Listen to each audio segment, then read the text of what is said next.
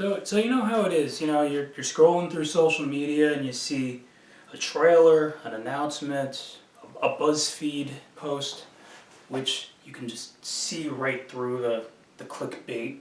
You know, I mean, apparently we've been peeling bananas wrong our whole life, but yeah, they want us to open it upside down. But at the same time, why fix what isn't broken? I mean, the stem is like a zipper. You just follow through. You go for it. You eat it on the side. No one cares how you eat a banana. I mean, unless you're on camera. But yeah. So anyway, we see an announcement. We see that something that's near and dear to us gets a makeover. And us as millennials, we don't know how to take it sometimes. I mean, just look at this. Just looking at that makes me sad. Seriously, I'm not one to Barney bash or anything, but can this one please be shot by a GI Joe? I mean, of course I don't condone violence or nothing, but no more purple dinosaur, please.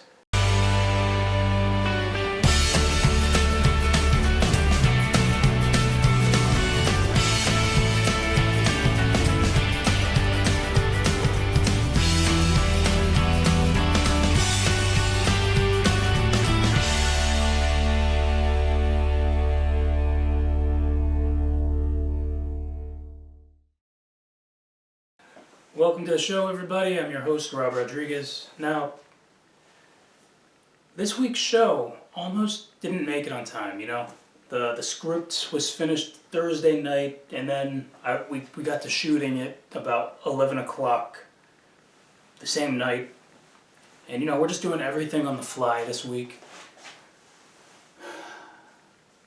But you know what they say, it's all right because I'm saved by the bell. I'm sure some of you get that reference. But anyway, it's good to be back after a 2-week break. Ironically, the last show we had a sketch about why there wasn't a show made due to procrastination.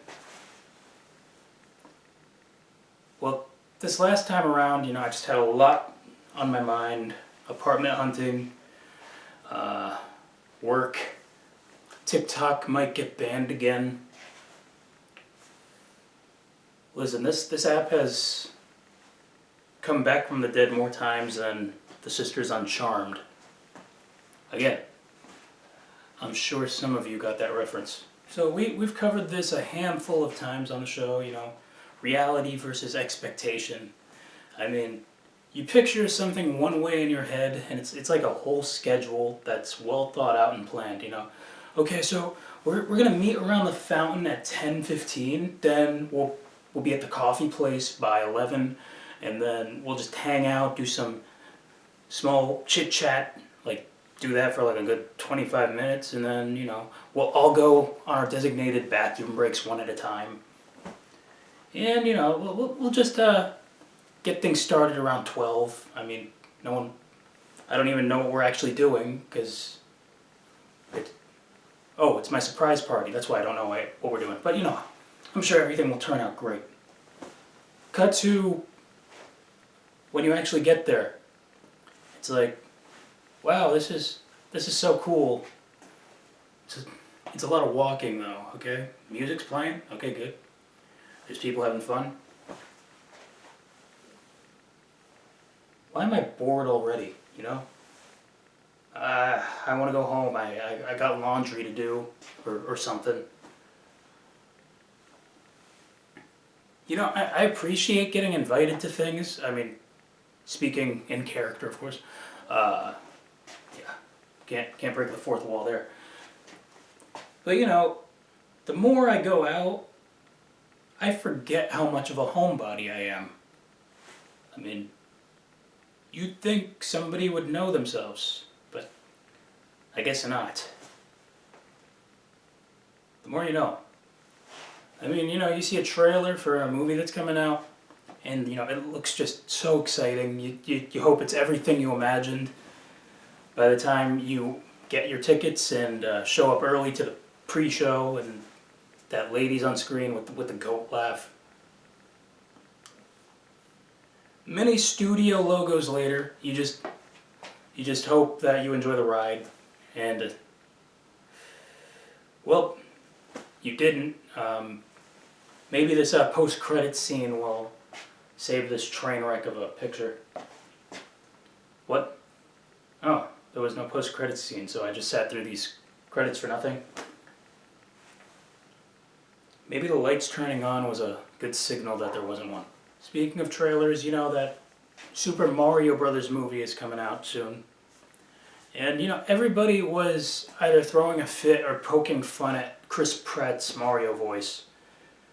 But you know, I'll be honest, I didn't have a lot of hope for this film until the Super Bowl ad came out. Then I was like, yeah, I'd probably see it. Really, Rob? Out of everything, that Super Bowl ad was what made you change your mind?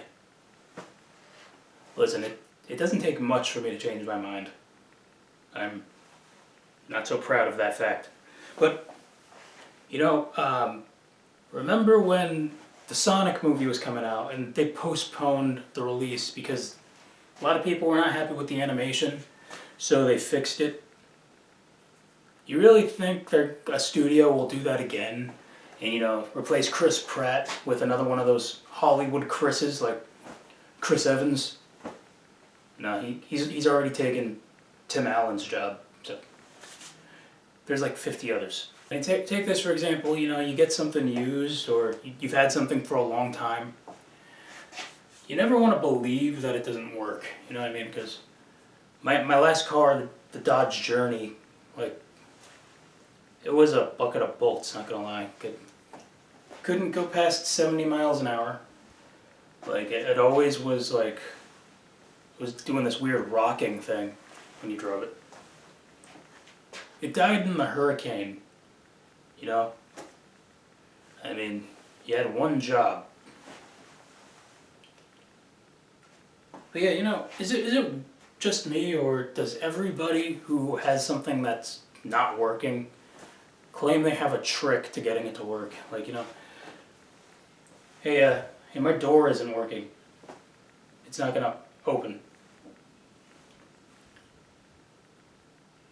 I swear, is this week like some amateur theater? I swear.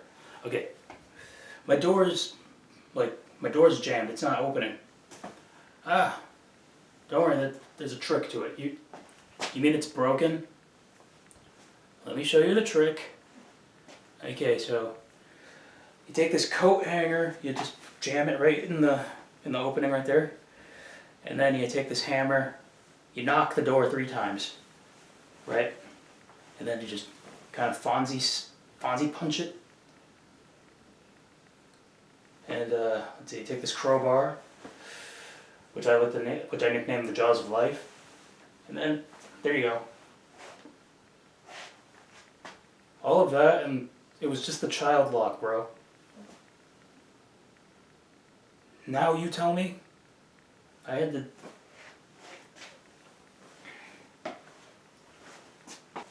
So, as I mentioned at the top of the show, this episode almost did not make the deadline, and we're doing everything in our best efforts to get it out on time. Really, Rob, the phoned in performance and the fact that it feels like this whole episode was written by ChatGPT, we wouldn't have thought this was done at the last second. Love you too. But you know, I made up a rule years ago that if the scripts weren't done on time, that I should just save it for another week. But you know, I wanted to come back. I wanted to just do the show again to get into a better routine.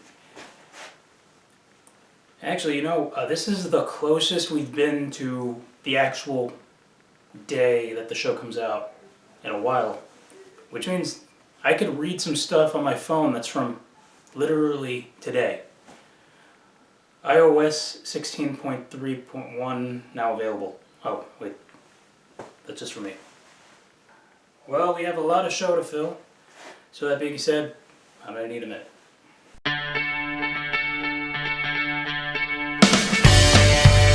So, question. If I say I take initiative, but in reality I wait to hear how my boss wants it done before I do the project, am I lying? I mean, last thing I want to do is to just take liberties and do something wrong. You know, you complete something, it's wrong, you gotta knock those Lego bricks over and start over. That was one of the Millennium Falcon things too. But yeah, you know, there are people who, you know, they take initiative, they season rice at a restaurant, but in reality they can't do that because Dale and Mavis are watching their cholesterol. So basically initiative means you do what you want. Yeah. I actually heard this story that this girl was cleaning at her job and she mixed Fabuloso and bleach. Yeah. I mean, day one you do the safety hazard training. I mean, of course, she didn't care, she was experienced. She does it that way at home. By the way, I don't think your guinea pig is playing dead. Of course, you know, I'm just changing some parts of this story for comedy purposes. But seriously, Fabuloso and bleach, you made mustard gas, no wonder you were fired. You know what's very ironic is 3 years ago when I covered an almost identical topic, I was wearing the exact same shirt. Like, when you first meet somebody, you're like, hey, welcome aboard, great to meet you. Right? And your inner thoughts are like, ugh, this guy is way too confident. It's like, gee, man, you've only been here a day and a half, not even 2 hours, and you're already acting like you've been here for 5 years. Is this what we call full circle? I mean, it's time for that weekly list known as the possibility list. It's kind of like developing pictures that were originally screenshots saved to your phone.